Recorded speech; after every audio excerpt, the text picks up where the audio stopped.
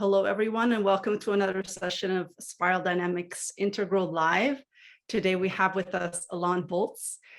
He has over 25 years of change management experience. He's a coach and entrepreneur. He is the founder of Leap into Life Europe, which is a Netherlands-based NGO with a focus on value-based economy. He's the director of a supply chain called Tuntibo, which is also based in the Netherlands, and they are selling traditional handcrafted shea butter from West Africa, which is what he's going to be talking about today. He's worked closely with Beck. He was a part of the alignment circle of the Center for Human Emergence in the Netherlands, and he's active on social media, as are many of us here in this gathering today, speaking about spiral dynamics, trying to understand how it can help the world for the better. So with that, thank you, Alain, and you can get started. Okay, thank you very much. I am honored and grateful with the opportunity given to share with you. I noticed I'm also a little bit excited because I'm happy to share with you. It's the first time that I share from a spiral dynamics perspective. And, you know, it's so rich. I have so many stories, so I hope I've chosen the right storyline and also can stick to that. Basically, this is a story about working with emergence. It's a story about social change. It's a story about friendship and trust, and a story about a sustainable future that might evolve. But those are just words, and we are very practical. So this presentation will be about the practice and not about theory frames only. I have prepared that we have a program with 4 to 5 parts. I will use about 8 slides to share my story, and I will take you on the magical journey of Sakuba Village, Leap into Life, Pipalia Women's Association, and Tuntibo. Then I will introduce the framing for breakout sessions. We have some questions that are real questions and challenges for us. And we would like to pick from your wisdom to see if you can help us to find our way in the challenges that we have. Then we go into breakout groups for about 20 minutes. And then after we come together, and I am very keen to learn from the feedback from the breakout groups. And then we have a closing of the program, and then there's still some time left for those who want to stay for an in-depth conversation afterwards. So that gives us the opportunity to go deeper where we want to. So that's the program for today. Is that clear for everybody? Sounds good. Good. Then I will start sharing my screen. Okay, so today is September 11th. 20 years ago, there was the attack on the World Trade Center. I think it's important to acknowledge that moment here. And I also mention it because what happened after is still affecting us as well. And later in the presentation, I will share how that also is still affecting us, what happened 20 years ago and what the responses are in the global economy, basically. So here we go. Leap into Life actually was born in the Center for Human Emergence when Anna-Marie and I were invited to by a community in Zambia to come there and see what was happening there, to do research on the community and the development in the community in Zambia. Quite soon, Anna-Marie and we discovered that the reality of the people there in Zambia, in the rural areas, is quite different from ours. So instead of telling the people there from our frame of reference how to work and to do coaching, we started engaging with the people. And we found out that there is a different reality in rural Africa that is also working. And I saw we can learn from each other. And since my background is in change management and process facilitation, at that time, I framed Leap into Life as a Theory U 9-month leadership and management development program for businesses in Europe. My frustration at that time was that a lot of companies that work in sustainability do not or did not integrate sustainability in their primary processes of the company and in the finance of the business. We speak about plastic reduce, but we don't speak about how we do our sourcing and whether it's ethical, or how our business process or our finance process is contributing to a more equal divide, for instance. So we can learn from each other. And Leap into Life originally was framed as a Theory U leadership program to facilitate the learning for people in companies and in management positions in the West.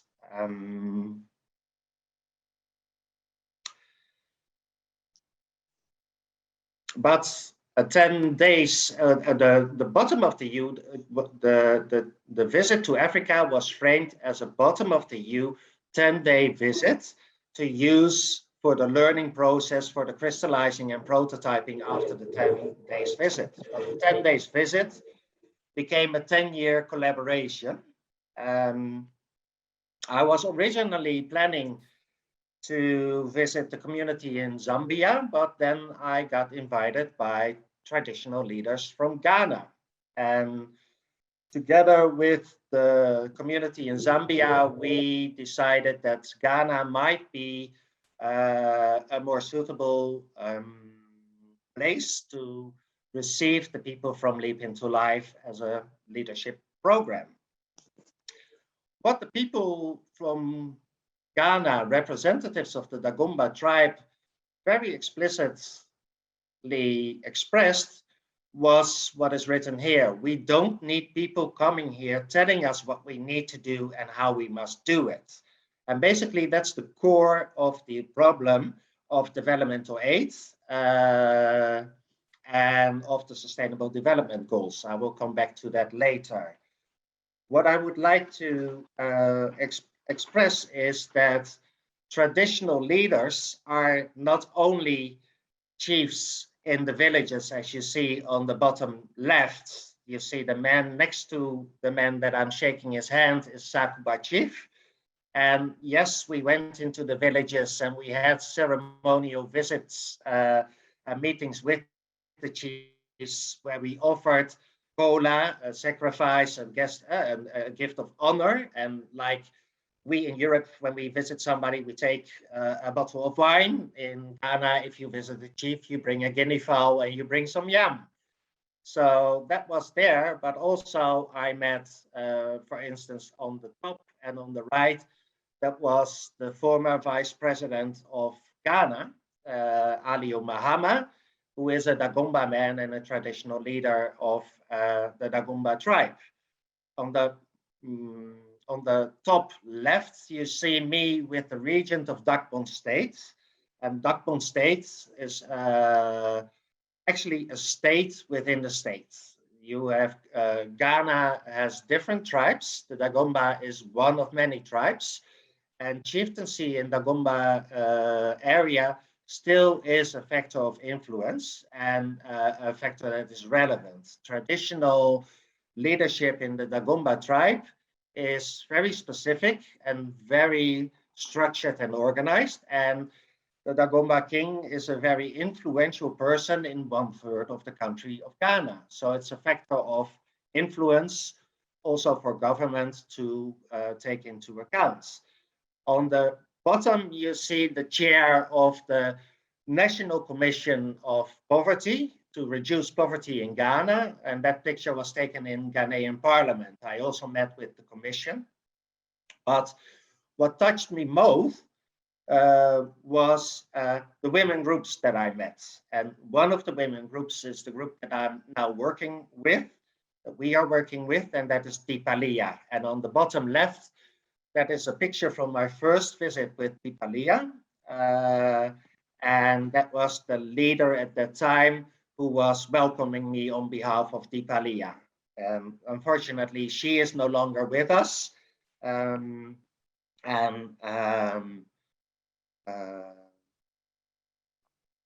Yeah.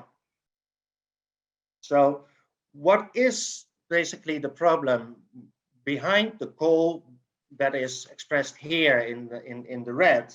It is basically the voice of rural communities, and in our case, the rural community of Sakuba and the villages in Kumbungu district in Ghana, northern region, are not accurately represented in the SDG policies, in developmental aid programs, and in international business and trading. And as a consequence, we can reach all the sustainable development goals. We can tick off all the key indicators and the targets that we want to achieve without actually improving the resilience and the self-sufficiency of local communities.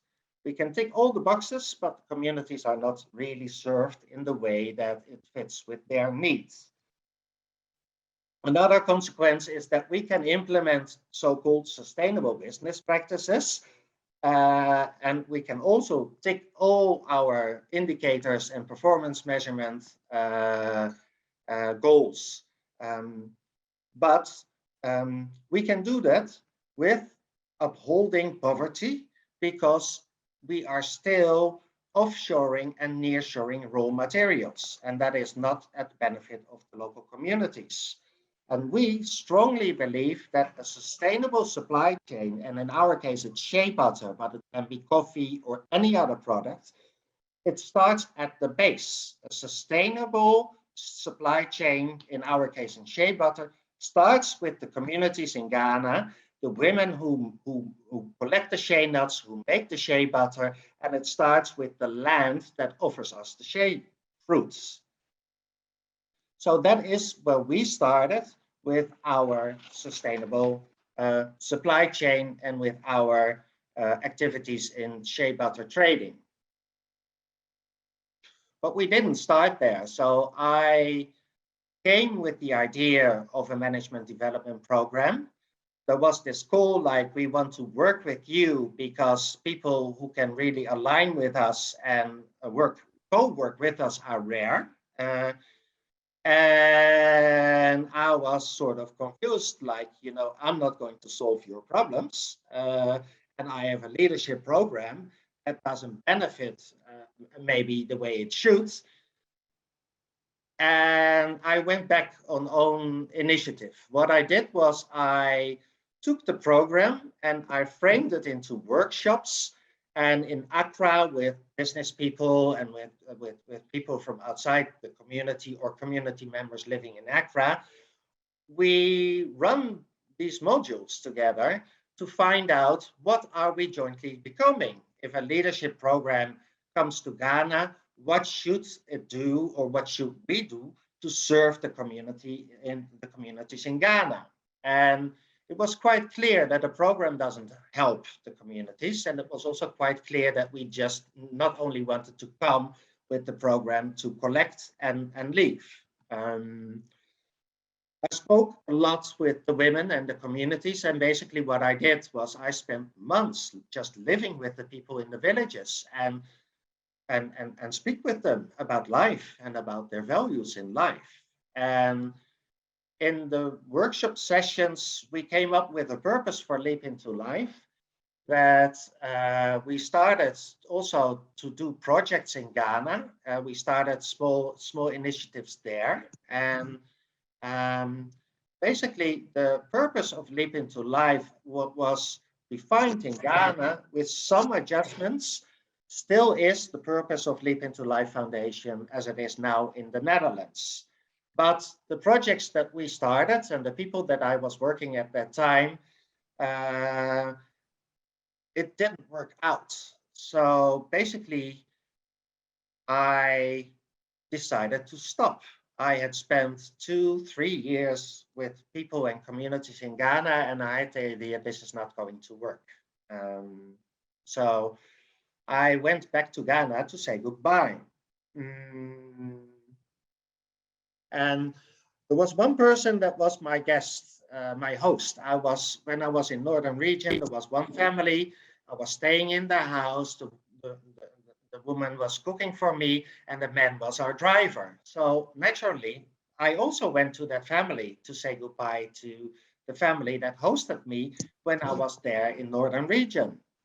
And then actually everything started from where we are now with Deepalia, because after 3 years engaging with people in Africa, I found out that the driver, the silent man who on the appearance maybe is not so important, actually was and is the big man.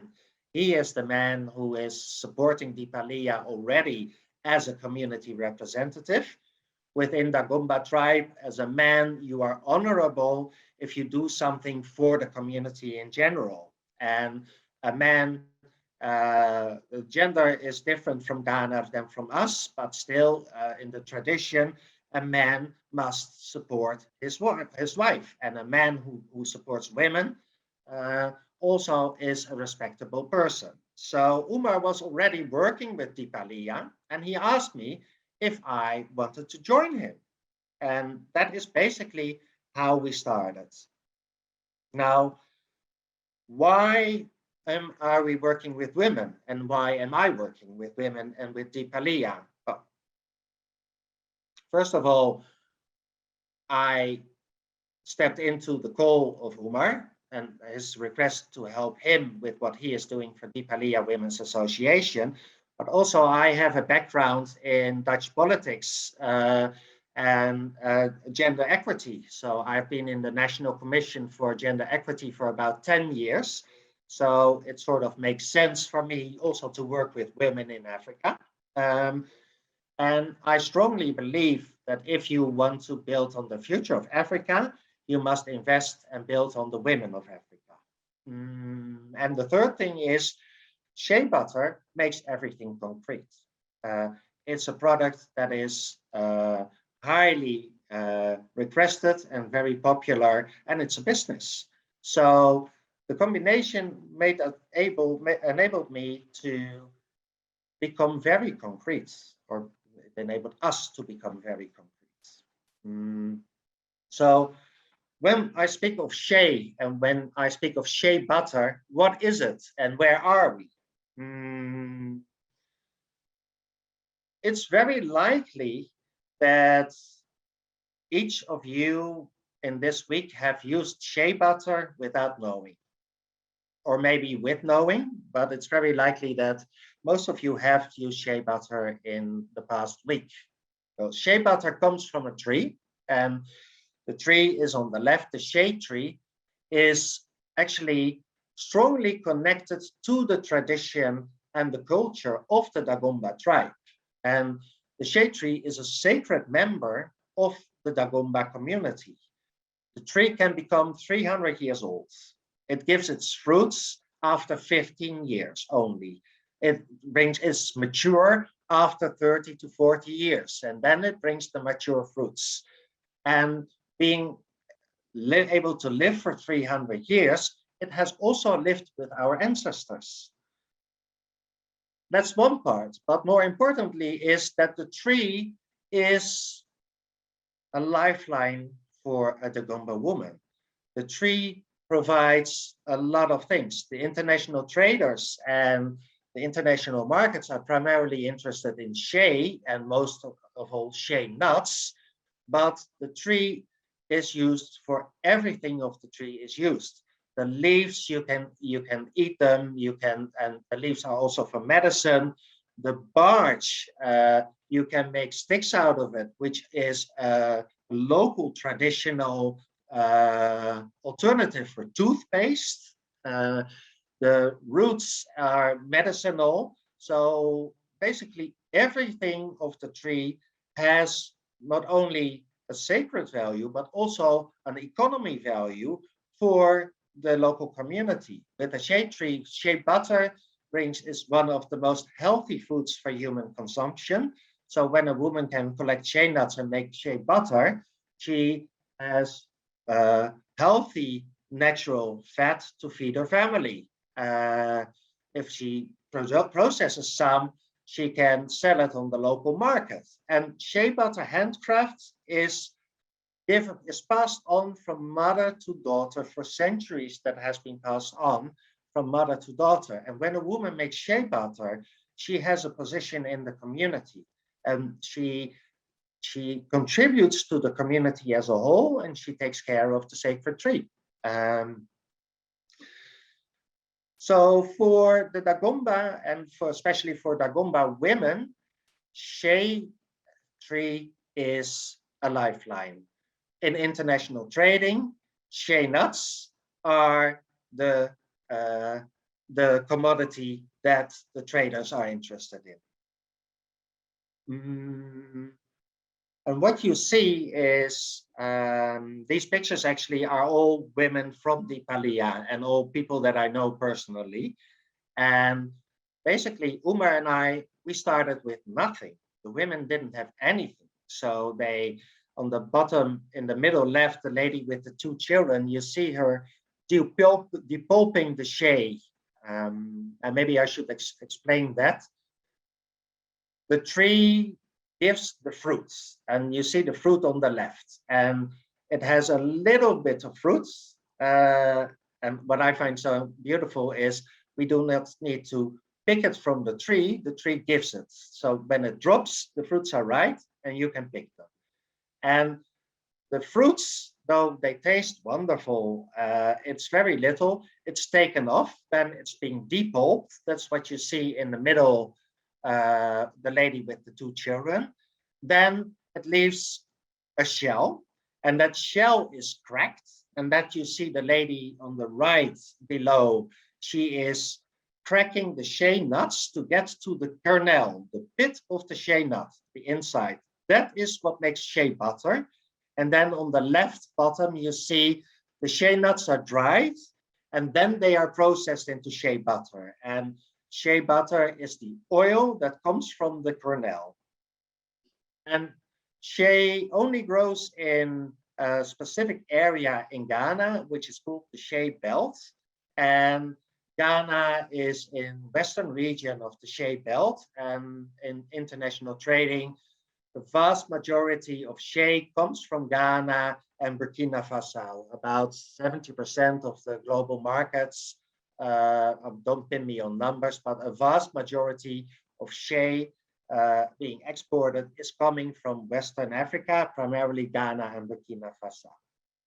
Now, we started with nothing, and the first thing that we did was to organize the women. And I'll come back to that later, but what is relevant here now to share is I'm helping the women. Umar and I are helping the women with contracts. We are helping them with finance and with other things. So I know exactly what a woman earns, what their trading position is, how much they are being paid, how the negotiations go, what their costs are, and what is remaining for them after they have made shea butter for an international trader. And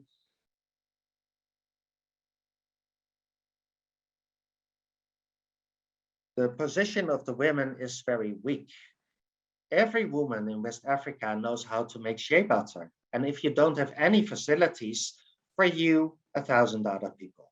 And that is a position that makes it very weak for negotiation. And that is also known and used. And to say it bluntly, no woman in West Africa working for the shea industry can make a living of working for the shea industry. Everybody is earning except for the women. And I've calculated shea butter making or shea nut collecting is seasonal work But even if a woman would work full-time for the shea industry, she would not earn enough for even earning the poverty rate for Ghana. And poverty rate for Ghana is $700 a year. And there is no woman in the shea industry that earns $700 a year for making shea butter for international traders. And we believe a sustainable supply chain starts with decent work and decent payments above poverty rate for the women. And in Ghana, again, that is $700 a year. I need to watch my time. So what are the community needs and what have Uma and I achieved in Ghana until now? You know, these people, they don't have much. They don't have access to money. They don't have access to a lot of things that are normal for us, but they have their dignity and they have their tradition and they have their pride.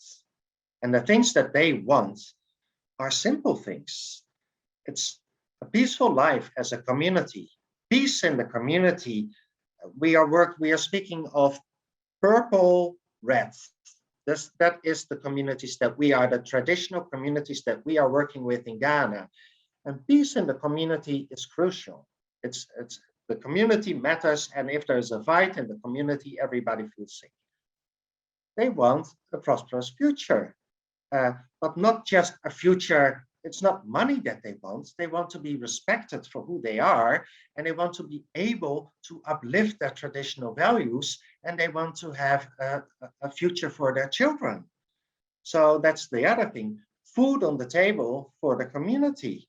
And if you don't earn enough, you also end up in bed with empty stomachs. And another thing that the women and the communities requested for is a safe working environment to produce shea butter, because that is what the people know. The people in the rural communities are farmers, and the women know how to make shea butter. So that is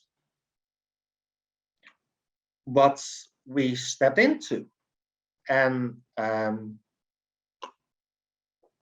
shea butter making, you use open fires. And with the traditional clothing, that can be dangerous. So there are a lot of accidents with the hot oil and with open fire if you don't have facilities, which the women didn't have until we worked with them. What we did first was we organized the women as a women's cooperative.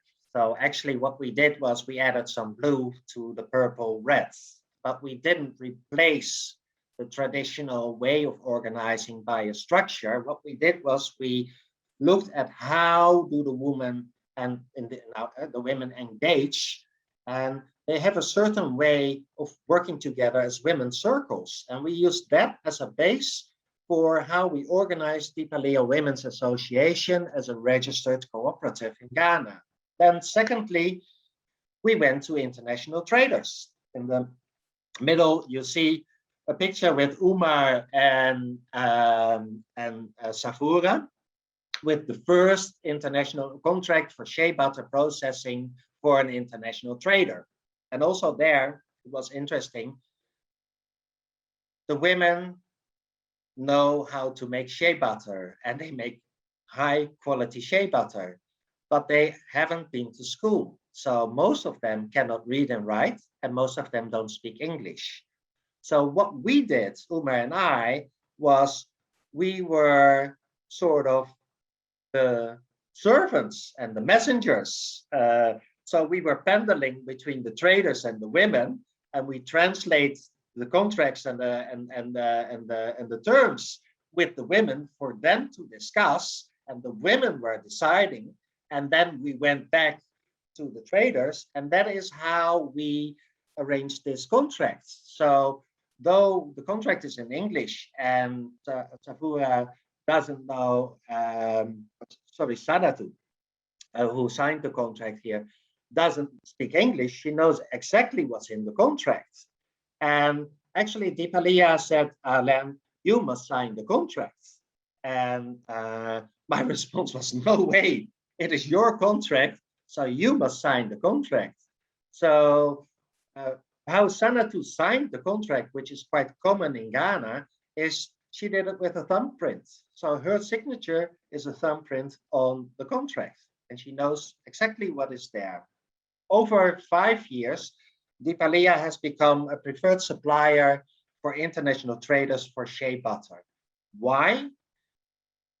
Because they are reliable, well organized, they make high quality shea butter, and they are always in time. Handcrafted shea butter made in the villages has a bad reputation,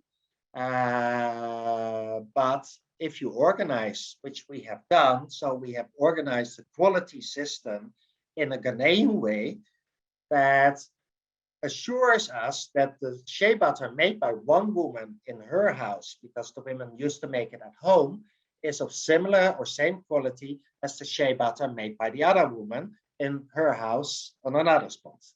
So from there, after becoming a preferred supplier for international traders, we still found out that they are paid not as well as they should be paid.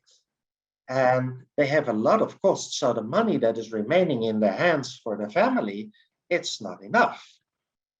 So then we thought, well, maybe the next step is if we build a shea butter processing center, a facility, we might be able to get more and better contracts for the women. So we started small. Actually, this is what you see here is the second shea butter center that we have been building. A center can be one building where the women sit, shelter for the sun to do the kneading. That already is a shea butter center. Uma and I, we started with a small center with 3 buildings with our own money, and but it didn't survive the storm due to global warming. Climate has been changing, and in Ghana it means more drought, more storms, and when the rain comes, it comes increasingly harder. So basically our first shea butter center was blown away by the storms and by the rain. So then we tried again, and that is when we set up Leap into Life Foundation in the Netherlands, also partly to raise funding for a better shea butter processing center. The pictures that you see are of that center that we have been building, and we were very fortunate to raise quite some money to be able to build a center that is of high quality and ridiculously large. It has over 20 buildings and facilities. We have water, we have electricity, we have extra water reservoirs. It has separate toilets for women and a urinary for the few men that are working there as a staff.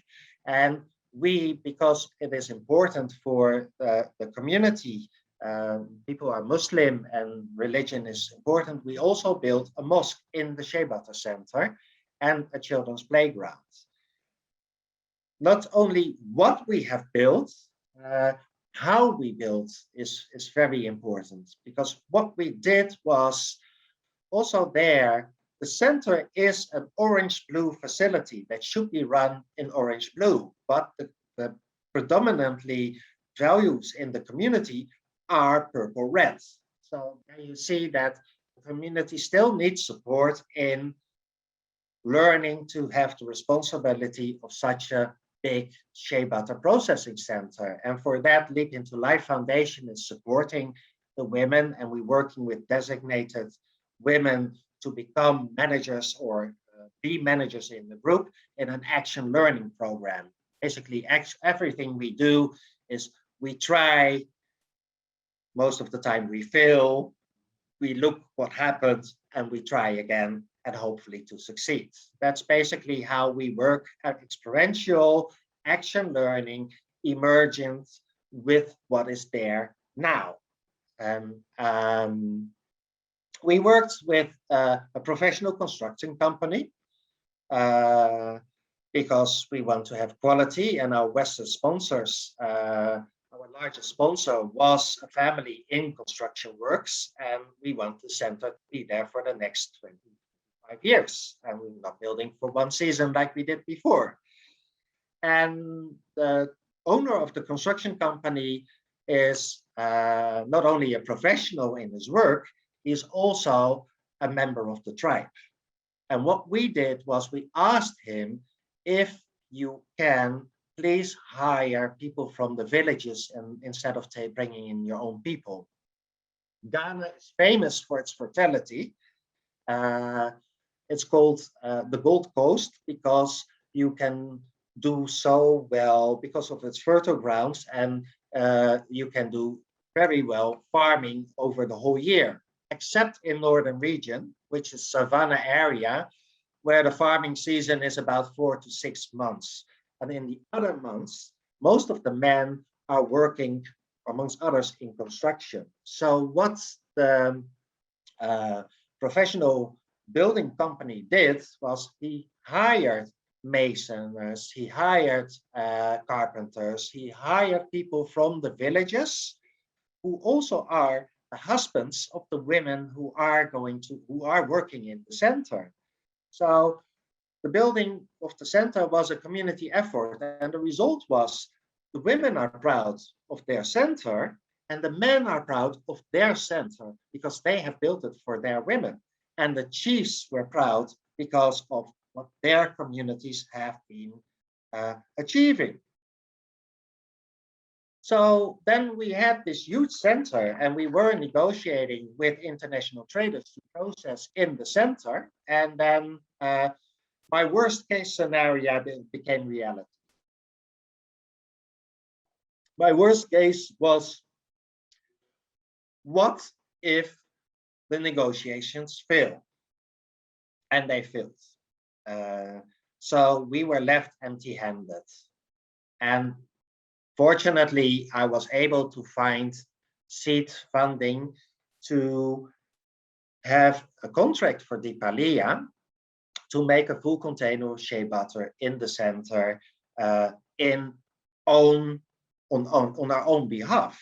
So we started processing shea butter ourselves. And a contract for a full container of shea butter was directly the largest contract that the women received. And we had the women working in the center, and we learned a lot, again, by experience. I wanted to buy the shea nuts in a certain way. We decided not to do it because the step was too wide for the women. In the end, the women asked us to organize it in a different way, which is quite similar to the way that we initially had the idea to organize purchase of our shea nuts. And so also the construction work, we built the centers together with the women. And while working, we found out what works and what doesn't work for improvement. So that has been of high value for us.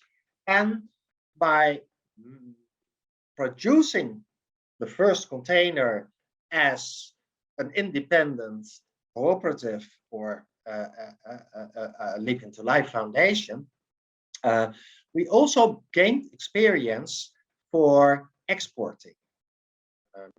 So basically, what we have done is we have used the experience of producing that first container and exporting that first container and preparing it for sales to, in our case, cosmetics companies.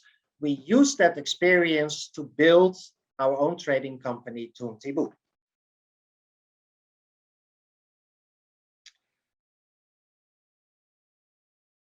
So why setting up? We addressed that. And what makes Tuntibu different? Well,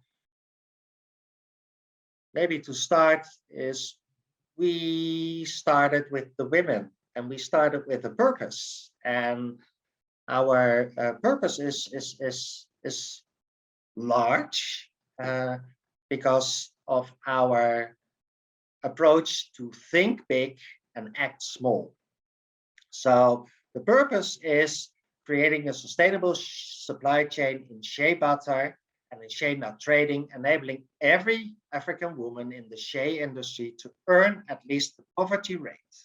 And also we want to supply in future the amount of shea butter. And we start with the Palia Women's Association, and we start with the women who work in the Shea Butter Processing Center. The purpose is in the middle, and everything and everybody who is involved in our collaboration is asked to be submissive to our common purpose, to put that central. And you know, all these things are easily to be said, and you can write it in a management book and stuff, but to do it for real, that is practice. And basically, we are still learning. But putting purpose central and first is crucial, and also crucial for finding new partners to collaborate with. But secondly, what we have been doing is the mesh is a collaboration basically between three, and if you count the community in Dagomba village as a separate, it will be 4. We have 3 entities that are pillars for the whole, and they each have their own identity and their own purpose and their own logics, and at the same time together they make more a whole. And it is not about synergy. It is like a finger is a finger, and 5 fingers together are 5 separate fingers, and together they are a hand. And the hand can do more than the fingers can do separately. Basically, that is the principle that we are working with from Holarchy.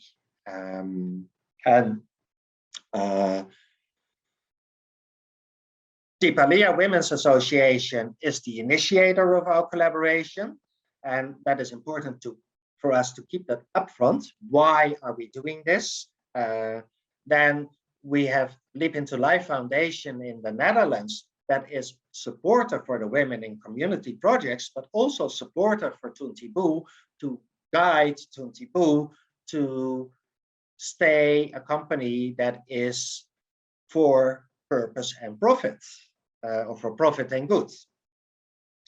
And I have labeled some color codes here in the 3 actors. I'm not claiming that Leap into Life is a turquoise company, nor that Tuntibu is yellow. Basically, what we try to do is we try to create life conditions in Ghana for the community, where the community can create their own future according to their own needs and their own desires and their own perception of reality. And we found out and experience and believe that single topic solutions do not work, and single perspectives also are not working. So basically, we have different ball games and an overall ball game. The Palia Women's Association makes shea butter. It's soccer. Leap into Life Foundation is supporting. You know, the dynamics in developmental aid and in international trading are different, and both are again different from the dynamics in the local communities. And it all comes together. So that is the second. And third, what we have been trying to do for Tuntibu is to really create a profitable company that is and not either or. And so again, purpose in the middle. We want to create value in Africa, organize, and how we organize it is not transcend and transcend. We try to transcend and include. And well, basically, you can read the rest. What we try to do is to take an extra step. Take an extra step. And to be honest, that is hard. It took us 18 months to set up Toontiboe as a trading company registered in the Netherlands. Now, why is that? There's several things. We wanted the Palia Women's Association to be co-owner of the trading company. Then you see that because of what happened after 9/11 and our war against terror and our international banking laws are so strict to monitor money laundering, but also funding of terrorism. And we are in Ghana with Muslims in northern region. Boko Haram is close. So the Know Your Customer programs and the financial accountability programs made it slightly impossible for us to make a women's cooperative in Ghana co-owner. We organized it in a different way. We found a creative way to get what we want anyway, but that's for after. Another thing is that we go beyond business as usual. Finance structures are going to, it's about price, and it's about cheap, and it's about offshoring and extraction. So we try to do those things differently, and we are doing it experiential based. We have calculated that it is still possible to pay the women a decent fee and to export the shea butter, to sell it for a price that is acceptable in the market, and to be profitable, which is required for shareholders and also for what we call return on investments or return on extraction. So it is possible, and basically we are doing it. Only it is difficult with how the international markets are, and also it's difficult because the distance between a woman in Africa who is collecting shea nuts and making shea butter and a person here who is using it is so far, they are so far apart, and there's so much in between that also has an interest to keep things a little bit foggy and unclear, to cover up reality as it is, to say it bluntly. But we are doing our thing, and we are successful so far, and we are only beginning. So what is the future perspective that we are building towards for the community?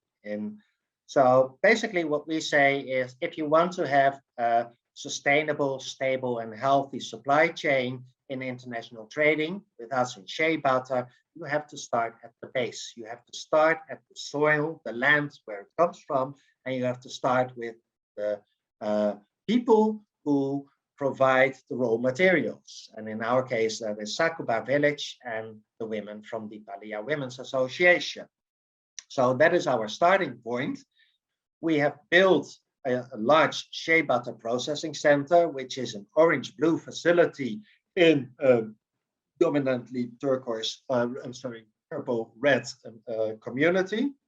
And then we have in the Netherlands Lead into Life Foundation and Toontiboe as supporter and as actor. It is the Shea Butter Center needs to go running, because that is the spine for generating healthy payments for the women, and Toontiboe sales is the spine for returning additional money to the communities to have seed funding for the projects that the community themselves have decided and expressed, this is what we want to do. And since the community people are farmers, it is about farming. And they are very, very concrete projects. Shea butter making creates a lot of waste, and we can reuse that waste, and we can in our terms, it's circular. We can make the process circular. We can upscale part of the shea waste to make firewood. So that is one project to build facilities to make firewood out of the shea waste. It will also save costs for the center, and it will save trees in the country. And so are the other projects as well. The fertilizers and pesticides, shea butter waste is also a perfect ingredient for organic fertilizers. So these are projects that the community have defined themselves. This is what we want to do. And with sales from Tuntibu, we generate additional money, some seed funding for the community to start with the projects that they want to do themselves, also in the way that is in alignment with their tradition and their values. And basically what that means is that we empower, I hate that word, but we help the community from being a beggar in need who is asking to an actor who is in control. The community, instead of asking, please help us with our project and with our needs, they can say, we have a project, we have seed funding, you can step in as a partner if it matches with our traditional values.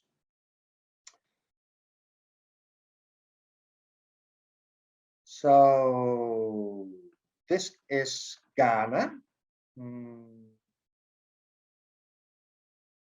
I'm just checking if I haven't missed anything that is important for here. And I don't think I have. So to go to a conclusion and also a starting point for the questions that we have with you. Reality is actually even far more complex than is expressed here on this slide. We say people in Sakuba, predominantly the community values are purple red. And at the same time, there are so many influences beyond purple red there. So for instance, money, the community has, money is part also of community life. Only the way that the community deals with money and relates to money and works with money is different from how we are used to do that in orange blue. You see, the influence of government, blue, orange, red, and the chieftaincy, red, purple, there are tensions there as well. Chiefs are a factor of power and influence, and that is not always convenient for government. Government has programs for community development, but not all programs are as effectively and beneficial as everybody would like to. And then we have international traders who actually have an interest to keep their negotiating position strong and to keep the position of the women at least depending. And then we have dynamics in the international business-to-business markets that I think that is important to address here. Tuntibu is operating as a business-to-business company. We have chosen to focus on cosmetics producing companies, cosmetics brands, health, the health industry, and the spa industry. And so we have a center that has a capacity to process 250,000 kilo of shea butter a year, which is 12 containers a year. And in order to get the center up and running, and in order to get money, sufficient money for the projects, we have to sell containers of shea butter and boxes of shea butter and pallets of shea butter and not in jars because it doesn't serve our purpose. So business to consumer is not our core business. We are also not excluding it. But another thing to realize is what we have achieved until now, we have achieved with zero to limited resources. There was no money, and everything that we have achieved is achieved with money that has been given to us. And another thing is, we are only 2 people in Ghana still, with help from other people, and we are only 7 to 8 people in Europe who are doing all these things together. So we are with a small team, with a big dream and a big challenge, working hard to realize this. And at the same time, we are limited. You know, we are practical and we are realistic, because this is not about a theory how we can do better and how developmental aid and international trading should be different and better. We want food on the table for the people who don't have it, and we want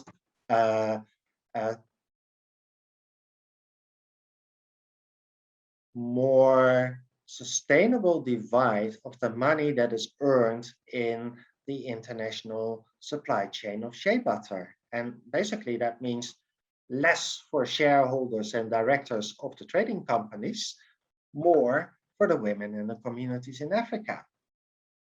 So, and developmental aid, there is a lot. Ghana Northern region is the most deprived region of the country. So there are a lot of developmental aid programs there. And I can say a lot about it, but the conclusion is they serve a whole lot of people, but not the community. So basically, we are in a very complex situation where the color coding spiral dynamics helps at least me a little bit, but it doesn't matter in our system, because what matters are real needs of real people who are in life conditions that we can improve for them to build their own future instead of us building, helping and supporting them. So to say it bluntly, what we are doing is we make developmental aid abundant with ethical trading.